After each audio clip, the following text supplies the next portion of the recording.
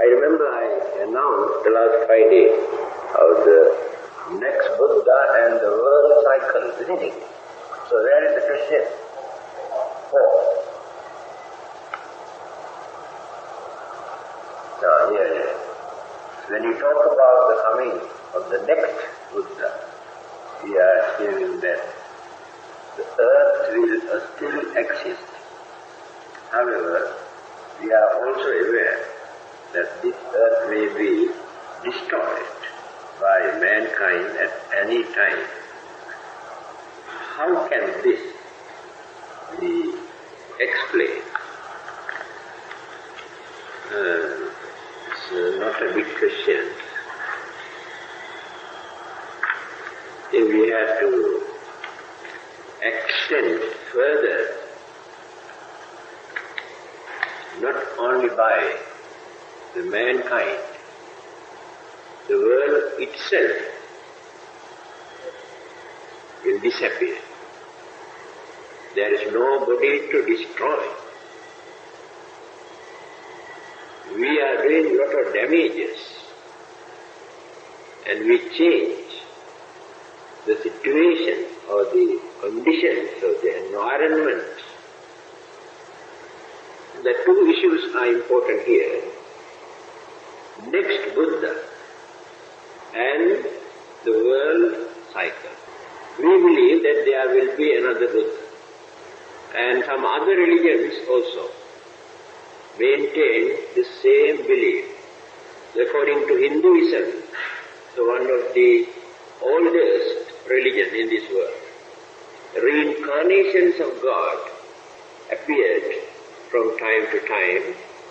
So according to them, so far 9 incarnations already appeared. The 9th one was the Buddha, they say. And before the end of this world cycle, there will be another incarnation of their God. So, and the reason they have given in Bhagavad Gita, just like Dhammananda to us, why God appears from time to time, for what purpose? Paritranaya sadhunam vinasaya cha duskritam dharma samsthapanarthaya sambhavami yuge yuge. This is in Sanskrit. Paritranaya sadhunam, to protect good people, religious people. Vinasaya cha duskritam, to destroy wicked people. Dharma samsthapanarthaya, dharma samsthapanarthaya, for the establishment of the dharma, to establish the righteous way of life or religious way of life. Sambhavami yuge yuge, appear from time to time. I referring to this saying, not only Hinduism, the followers of many other religions also say, all those religious teachers, prophets, or messengers of God are the reincarnations of God, sent by the God. So far, according to their calculation, either 28 or 32, I am not sure, 28 or 32 prophets have appeared in this world. And they have done some service to mankind of God. Christianity also says second coming of Jesus. So they too believe that there will be another prophet or messenger of God. Then what is the Buddhist attitude? What did the Buddha say? Now this is very important.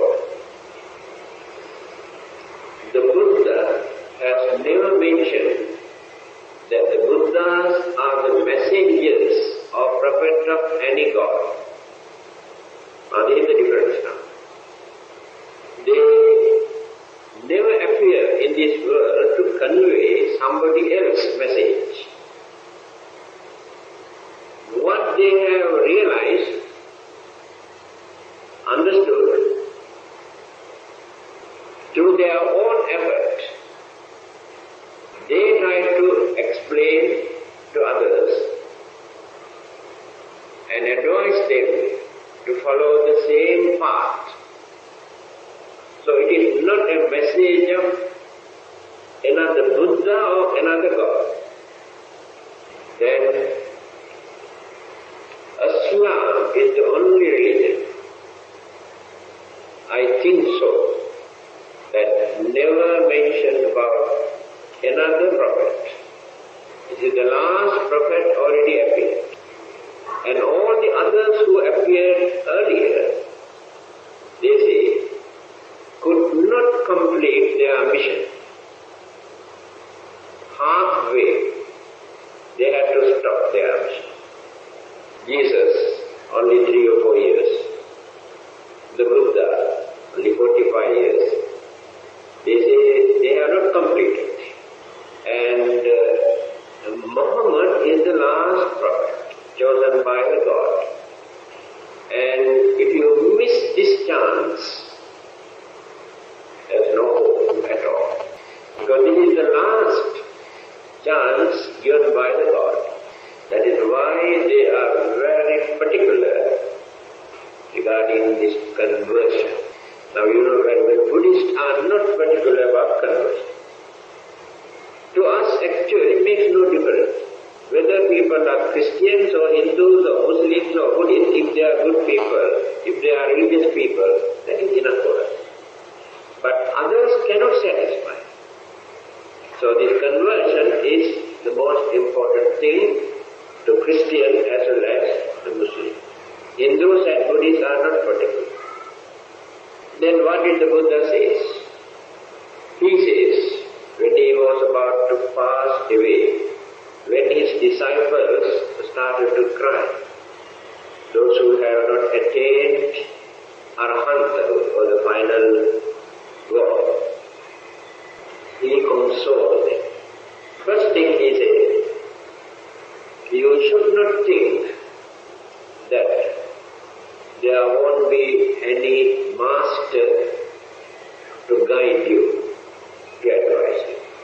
Regard my Dhamma, my teaching, as your master. Without depending on the person, you must regard the Dhamma as your master. The Dhamma can guide you. Further he says, in Mahaparinibbana Sutra, Yav Kivanta Subhadda Bhikkhu Samma Vihareyo Asunyo Loko Arahante Artha. People always ask this question, why there are no Arahantas today, or whether there are.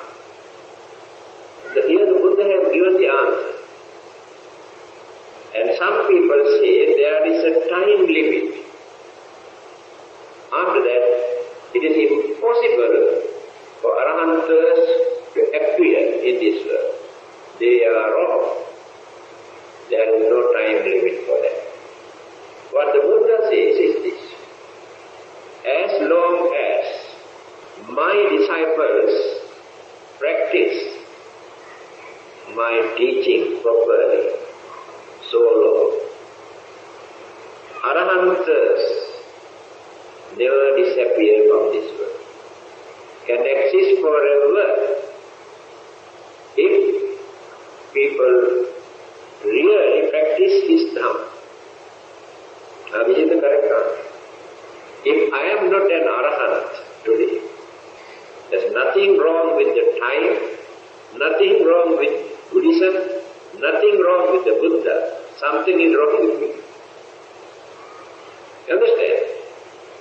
That means still I have some human weaknesses, and all the others are the same. Then he said, you should not worry. In time to come, another Buddha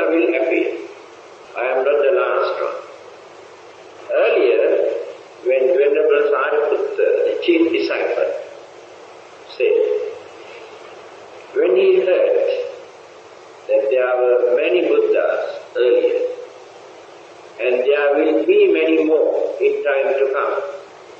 He said, amongst all those Buddhas, I think you are the best. Then the Buddha said, Sariputta, do you know anything about all those Buddhas who appeared earlier? He said, no, I don't know. Do you know anything about all those Buddhas who will appear in time to come? He said, I do not know. Then how can you say I am the best one among all the Buddhas? Again he says, there are no discriminations or differences amongst the Buddhas. The Buddha means fully enlightened, supreme enlightened person. In that enlightenment, there are no different opinions or views or ideas. Same truth. No different kind of teaching. The well-known sayings we always recite in Dhammananda. The message of all the Buddhas, Sabba Papassa Akarana, keep away from all evil wicked things. Kusalassa Upasampada, do good deeds. Sachitta Pariyodapana, purify your own mind. Here, purposely he used the word Sachitta, your own mind. That means another person cannot purify your mind. You have to do that. The Buddha cannot purify your mind. The God cannot purify your mind. But by developing your confidence and faith and devotions and understanding towards the Buddha or God or any prophet, you had to work to purify your own mind. Don't ask another person to come and purify your mind, because it doesn't work. Sachitta Pariyodapana, purify your own mind. Etan Buddhanusasana. This is the message of all the Buddhas. This is in plural. Buddhanan Anusasana. Message or the advice of all the Buddhas who appeared and who will appear. So there are no different messages. So he said there will be another Buddha. But he did not mention in terms of years because it is impossible. By taking this quotation from Mahaparinibbana Sutta, other religionists try to take the advantage of this. They have written many books regarding this. The Buddha has said before his passing away, I do not know who is the person that recorded this 500 years. 500 years after the Buddha, there will be another Buddha. They say. But in the Buddha's teaching, they never mention the time limit because it is impossible. So, Christians say, Jesus was the Buddha. 500 years after his passing away, the Buddha already, next Buddha appeared already. They say, why not you follow this new Buddha instead of following the old Buddha? They have written many books. Again, let us refer to Hindus. At the beginning, they tried to reject and they tried to condemn. Later, they found out it is impossible. So what did they do? They accommodated the Buddha as one of the incarnations of their God. Because in the Buddha's teaching you cannot find that he says that he is an incarnation of any God. This is the Hindu concept.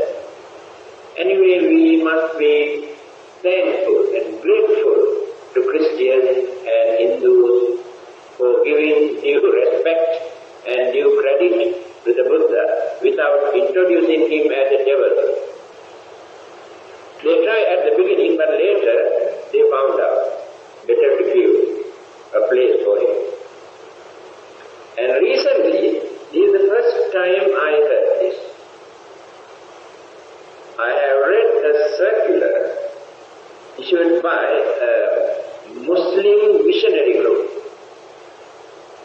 First time they have mentioned, giving this quotation from Mahaparinirvana Sutta, the Buddha has said, in time to come, another Buddha will appear. And that Buddha is Prophet Muhammad. So we are grateful to all the Muslims also for giving that credit to the Buddha. That means now followers of every religion admit and accept and respect the Buddha. So, it is mentioned in another discourse, the time limit in different ways. Now you can see the differences. The maximum life span. 2,500 years ago, the maximum life span was 120 years. Many people lived 120, 140, 160 years old. Today, average of maximum of lifespan about, I think was 65 or 45, I don't know. Yeah, average. World Health Organization announced 65, maximum. Going down and down and down and down. No one can stop this. There are many reasons for that. Our way of life, our mentality, our character and behavior, our food, environment, all these things contribute either the development or degeneration.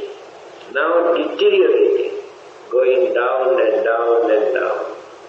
Man's craving, selfishness, jealousy, anger, ill will, unrest, uneasiness, craze, all these things have increased more than 75%.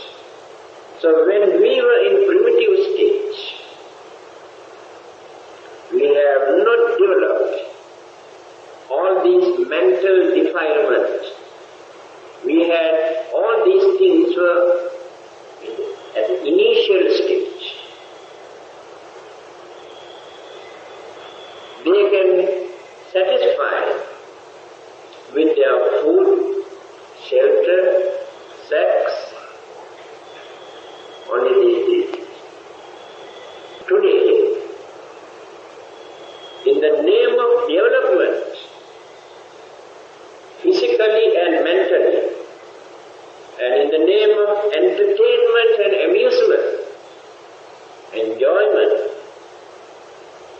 we are introducing so many unhealthy, uncultured, uncivilized, immoral practices in the name of entertainment. But those days, people have regarded all these things as immoral. And because of this development, material development, today we have nice dress, very nice haircut, and I am also have very nice haircut. And you use all lot of gadgets, cosmetics, you have beautiful houses, motor cars, televisions. Those days people never had all this.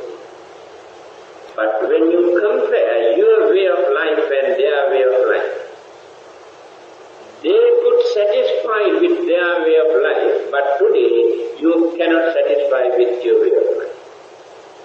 You always grumble, always accuse, always criticize, always develop jealousy and anger. Then what is the cause of it? The main cause of all these problems we are facing today is this material development and spiritual degeneration. That's all. Mentally, when you analyze the nature of human mind today, cunningness and selfishness, these two things completely govern, control the whole man. In everything, whatever human beings handle today, there is selfishness and cunningness.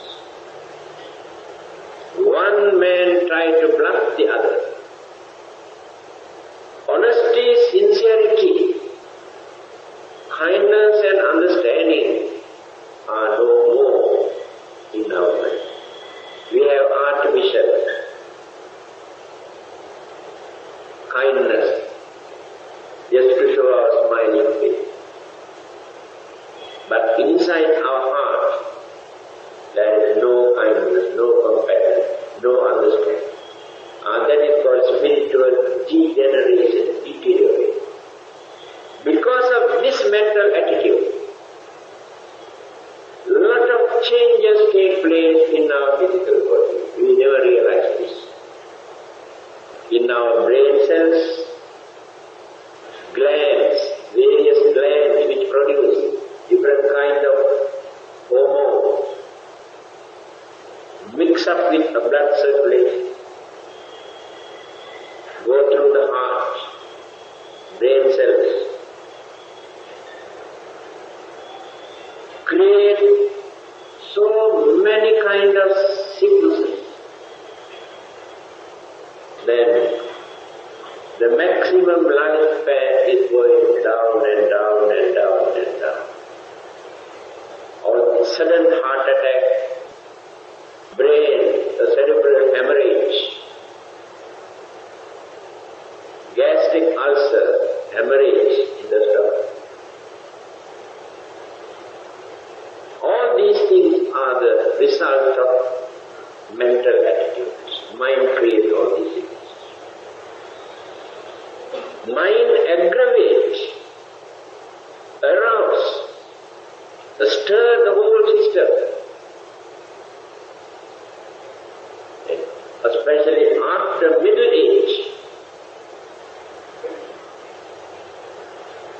we had to face unexpected problems, sicknesses that people have never heard in human history. New kind of sicknesses. The mind, mental attitudes. Then, mental pollution, air pollution, water pollution. All these things completely pollute life, plant life, or vegetable, fruits, air. So we are leading an artificial life, not natural. Our food, our clothing, our shelter, our daily routine, our medicines are not natural. All are artificial. If you compare our way of life with animals, you can understand this thing. Those animals who associate with human beings also face the same problem. Cats and dogs and others. But not those who live in the jungle. Because they lead natural. By thinking that we are developing, progressing, actually what we are doing, we are digging our own grave earlier.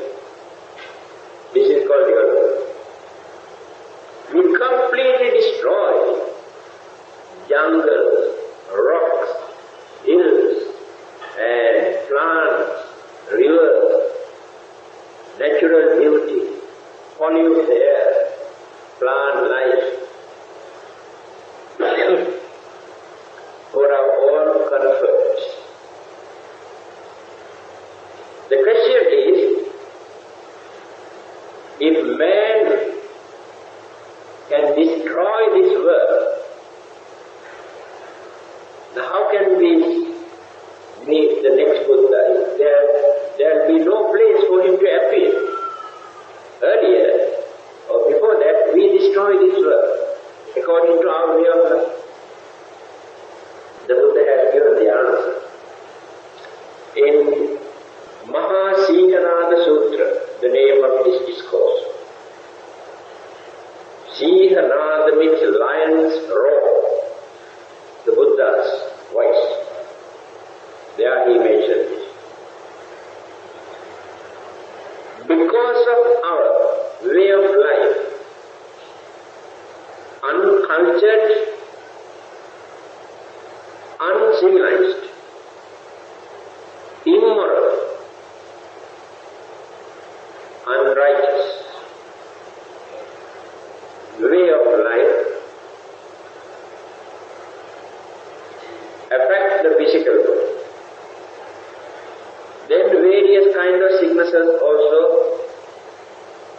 increase.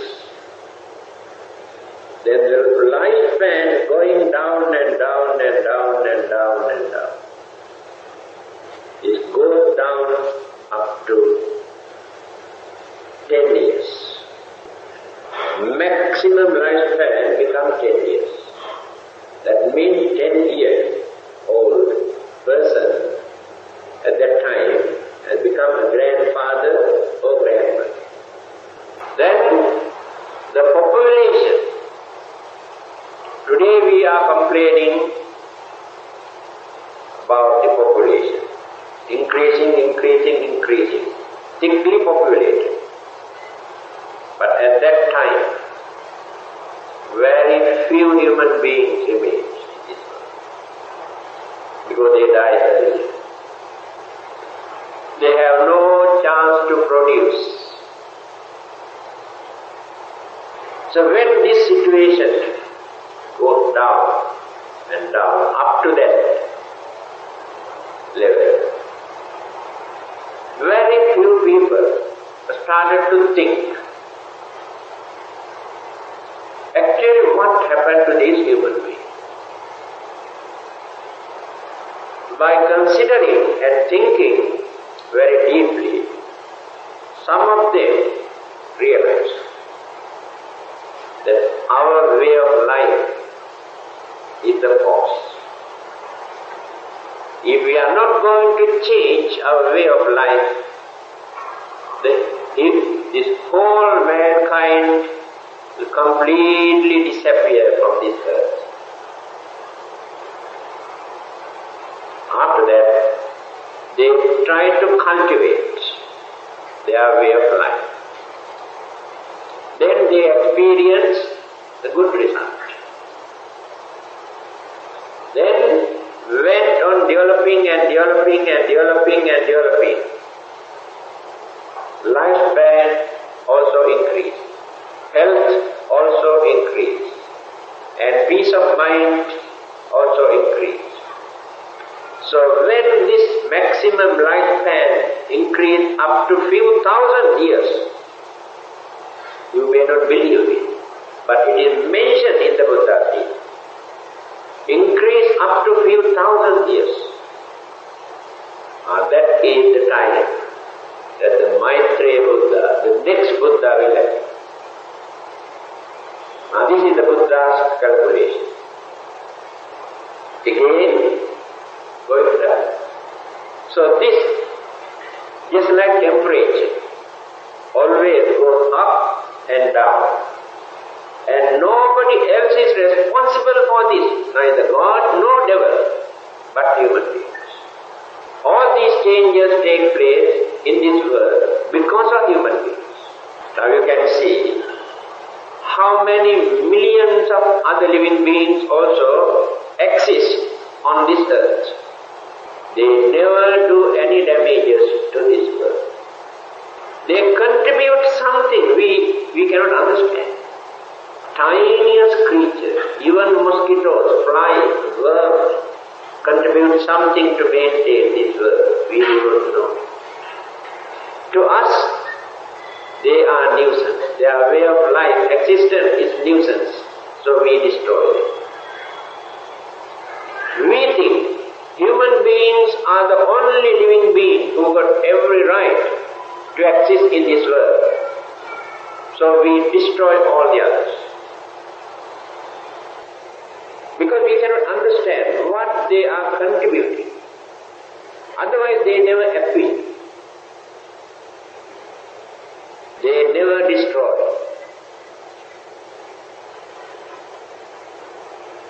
Human beings destroy everything. Human beings destroy all the other living beings. Those animals destroy only certain number of living beings, certain groups, only for their food, but they don't disturb others. So human beings are the only living beings in this world, on this earth, who destroy every living being, including human beings. See how advanced we are. We say we are cultured.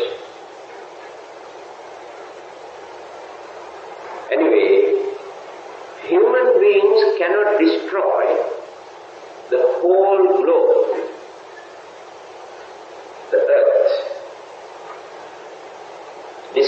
Destroy existing things. These things appear and disappear, appear and disappear. So complete destructions never take place because of human beings. Certain section, certain part of this world will be affected because of human beings, but not the whole globe. And now let us take another aspect. How the nature or natural occurrences without God or devil or human being, how changes take place. Now this is very interesting. All these planets, galaxies, universes, not only one universe, universes, suns and moons, so many suns and moons, anything that which exists. According to the Buddha, they appear, change, decay, and disappear. Again, appear, change, decay, disappear. Again, appear, this is called circle.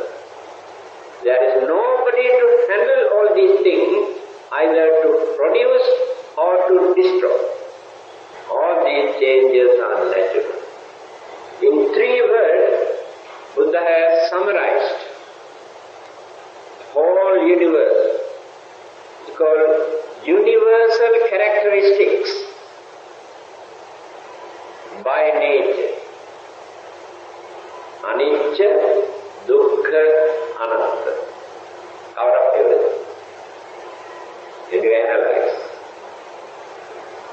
Everything, whether life on the world or the planet, anything that which come into existence in the whole universe are subject to these 3 characteristics. Anicca, dukkha, anatta. No one can deny. What is this? Anicca, never remain forever without changing. Can you single out anything in this universe that which remains without changing? If existence takes place, changes also must take place. If there are no changes, existence never takes place. We exist like this because of these changes. Then changes take place, definitely all these component things that will exist together, although we give different names, human beings, animals, plants, earth, planet, suns, moons, whatever it may be. These are the names given by us. Just like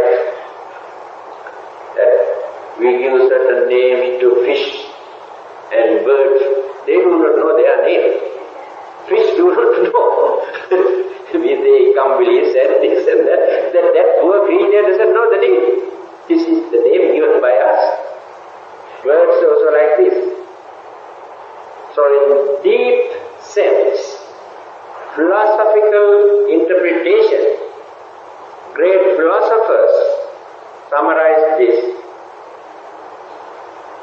The whole world is nothing but concept.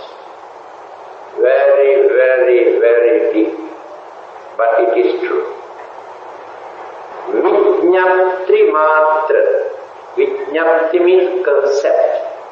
Matra means only.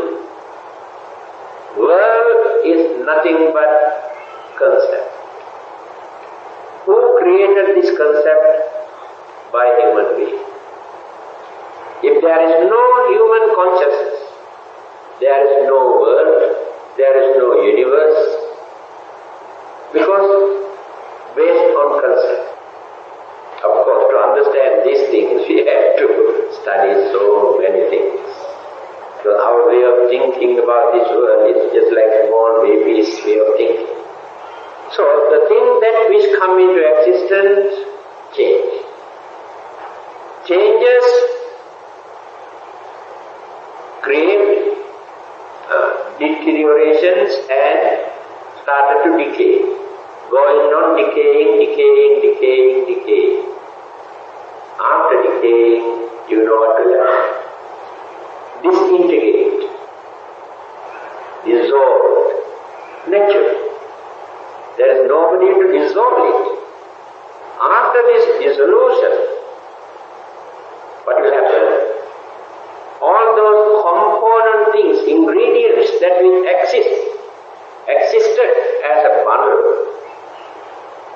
again absorbed into the same group, because their original form is energy. No elements, no matter, only energies. Later, these energies transform into elements and matters. So after this dissolution, let us take 4 elements. Here we got 4 elements. If all these 4 elements joined together remain as a bundle because of so many energies, binding factors maintain this. So, but this bundle never remained forever like this without changing. So, changing, then decaying, after that disintegrate, dissolve. After this dissolution,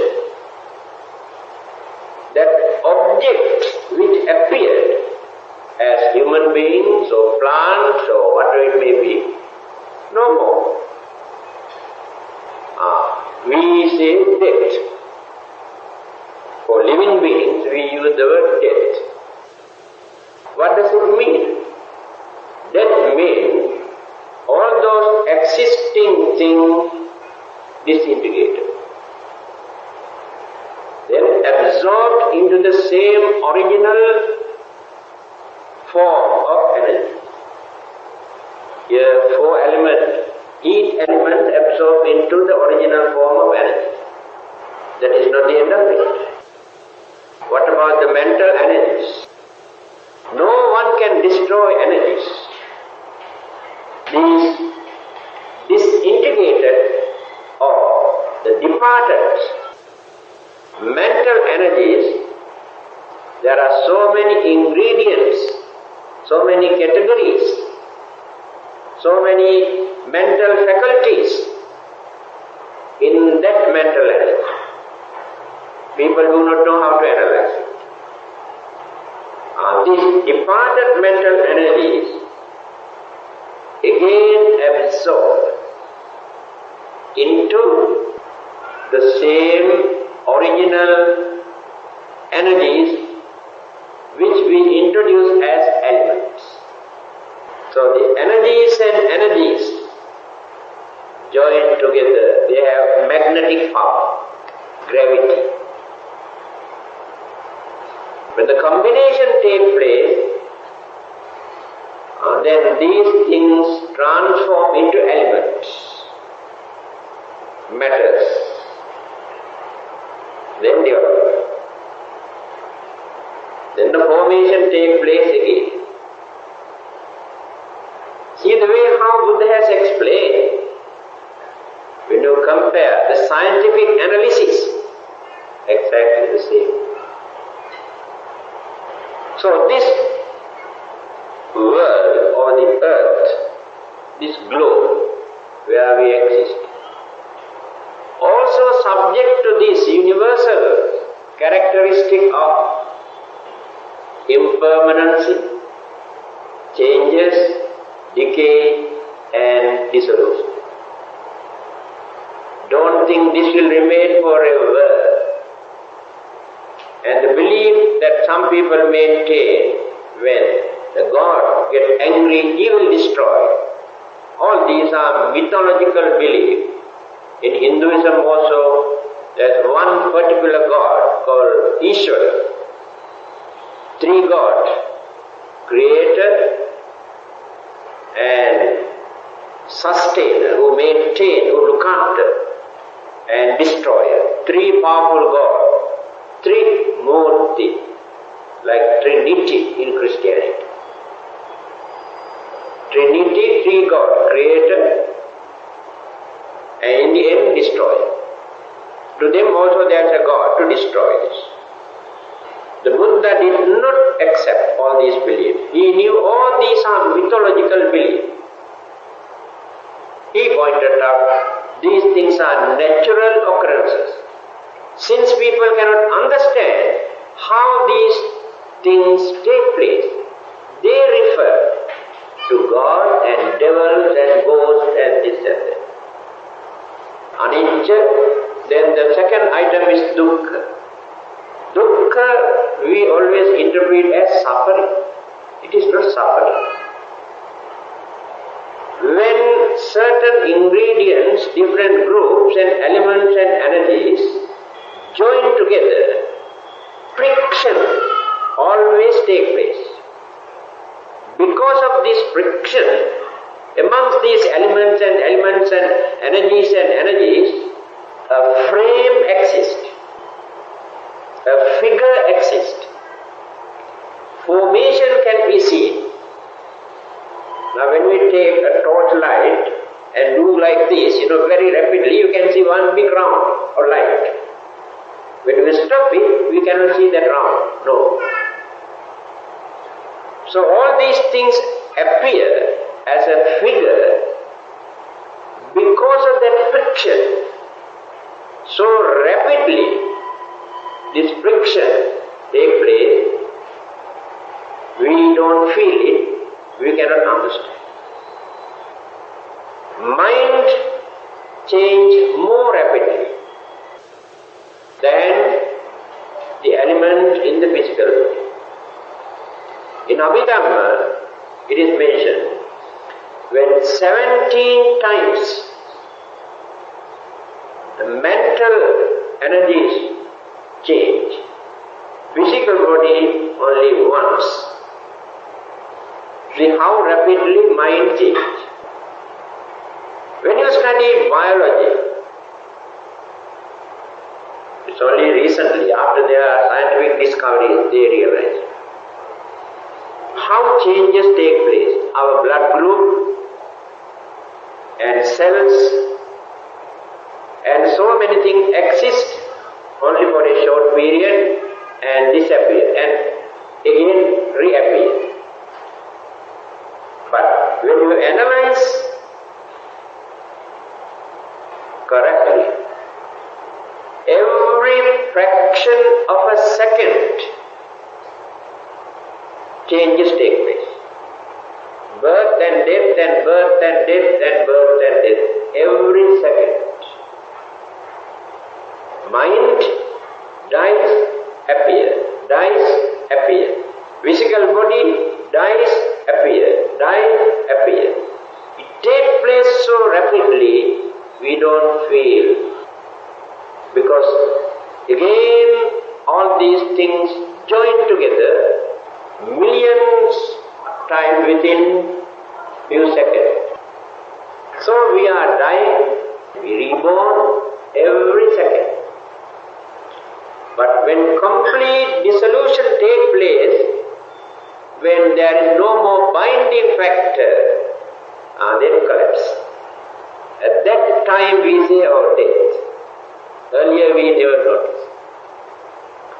But lot of indications, signals, signs appear.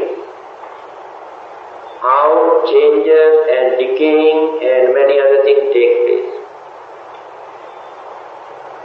Our hair, our teeth, our skin, then our eyes and ears, sight and hearing. When you grow old, why these things change? That means going on decaying, changing. Get ready to disintegrate, getting ready. In simple language, having rehearsal, we are having rehearsal to get ready for that. We are not ready to face facts. We always maintain self-hypocrisy. We don't like to talk about death. Especially Chinese New Year is very, very near, so we should not talk about death, because we never die. Now this is the mentality. So we are all hypocrites. We are not ready to face fact. That is why we have to suffer. If you know how to face fact, we can avoid so many kinds of superstitious belief and fear and worries that we believe that charms and black magics and this and that, because not ready to face facts. When the Buddha says like this, people say he is a pessimistic teacher who always talk about ill of our life. It is not that. This is the fact. This is what is happening actually. That is why we are not happy.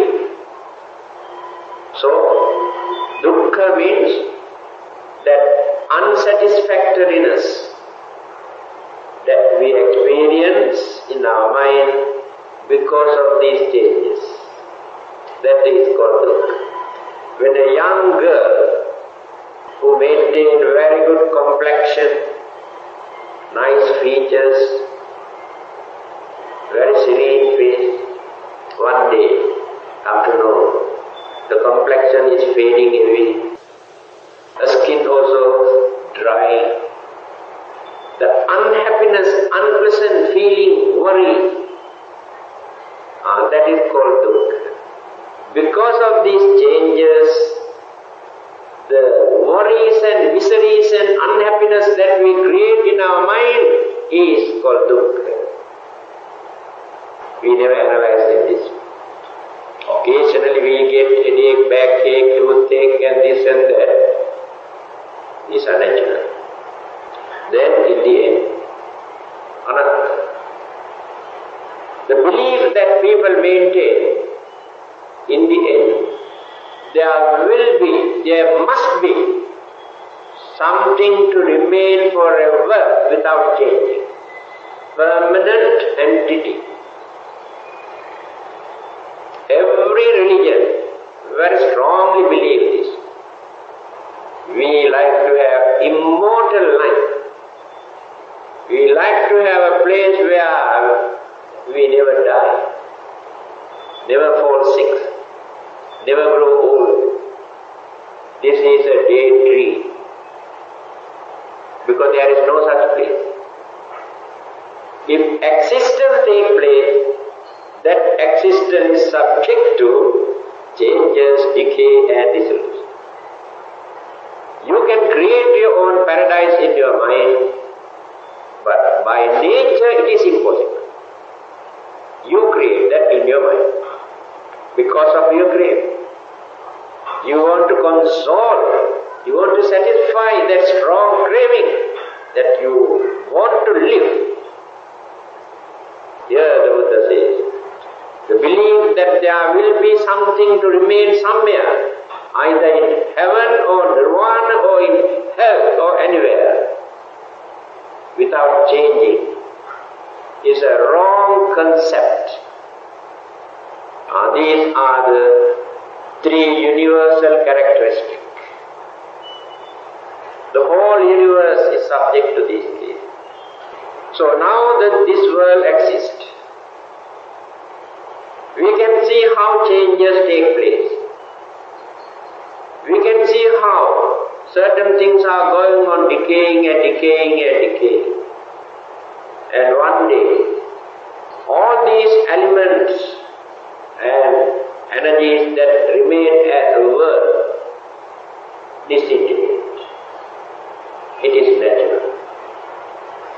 After this disintegration, dissolution, as I mentioned earlier, that dispersed particles turn into or gone back to their own energies, never disappear.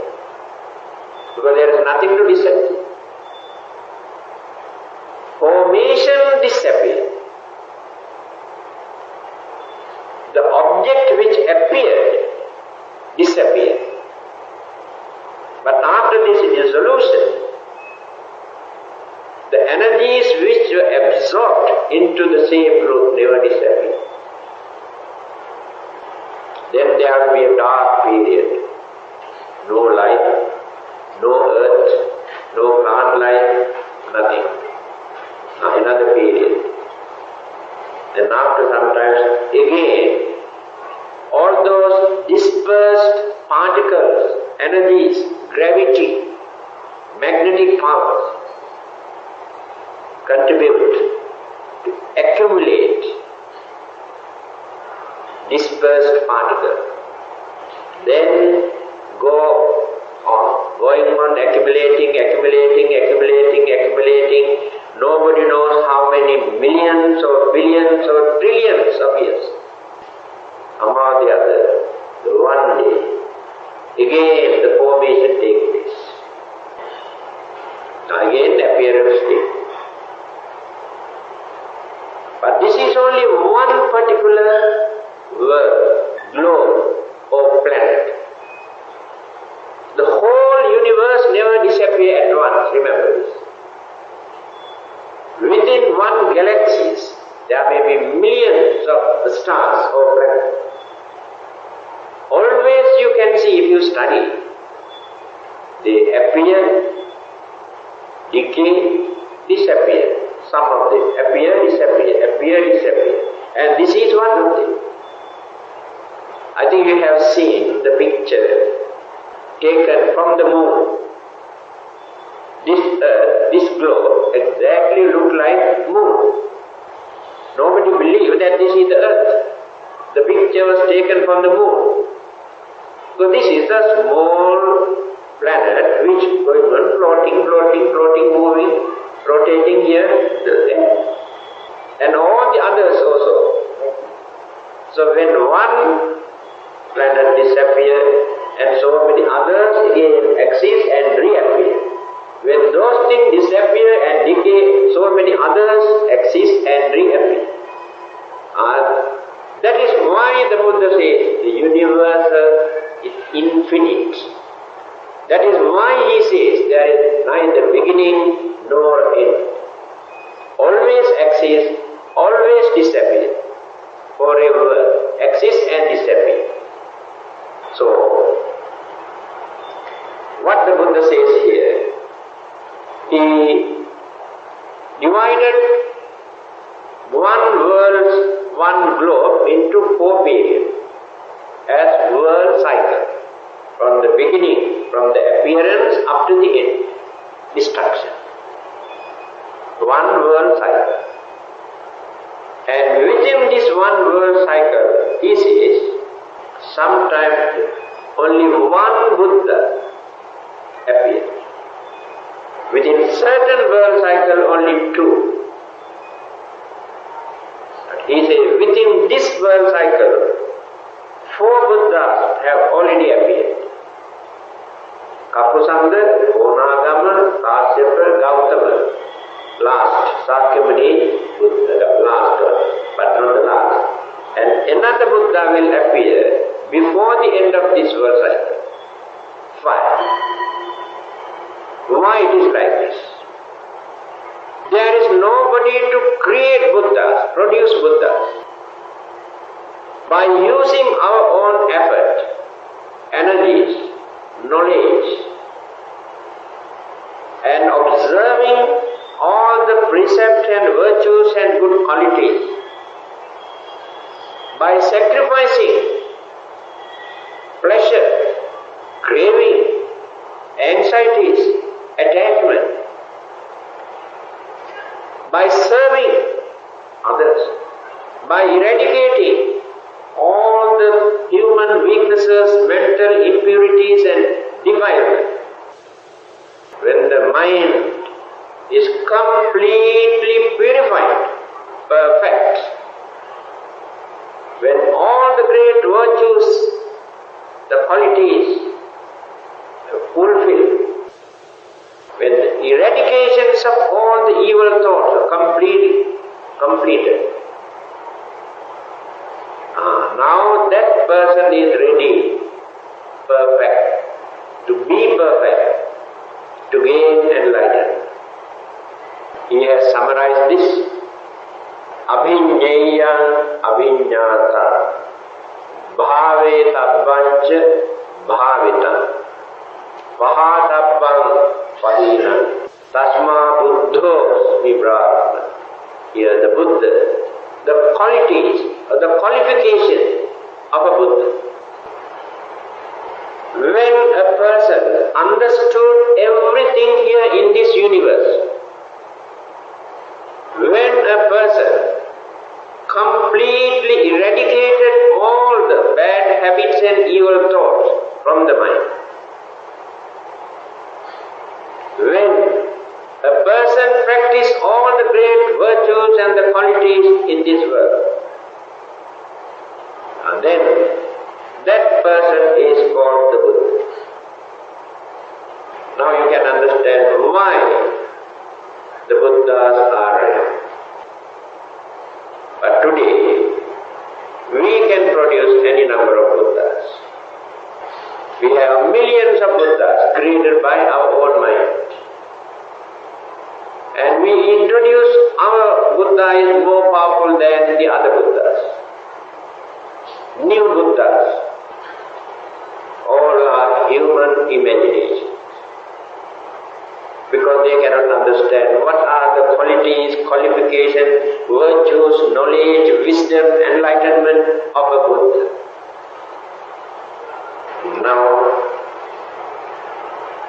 because of this question, I explain the nature of existence, the nature of life, the nature of Buddha, and how they appear, and who they are, and why Buddhas are very rare. And Buddhas can appear at any time if they are ready. The Buddhahood is not confined or reserved by particular group, Son of God or the messengers of God, prophets, not reserved only for such people. Anyone can become a Buddha, the man or woman. but that person must be a human being. But a Buddha cannot appoint another person to become Buddha. A doctor cannot appoint his son to become a doctor. A lawyer cannot appoint his son to become a lawyer if they have not studied the subject. In the same manner, if we are not ready, there is nobody in this world who can make us Buddha. So we have to work individually. And some people say we are all bodhisattvas. By nature we are not bodhisattvas, but we can become bodhisattvas.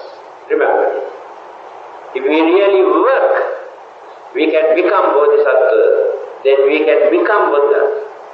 Not monopolized or confined only to one particular group. We have to work very hard.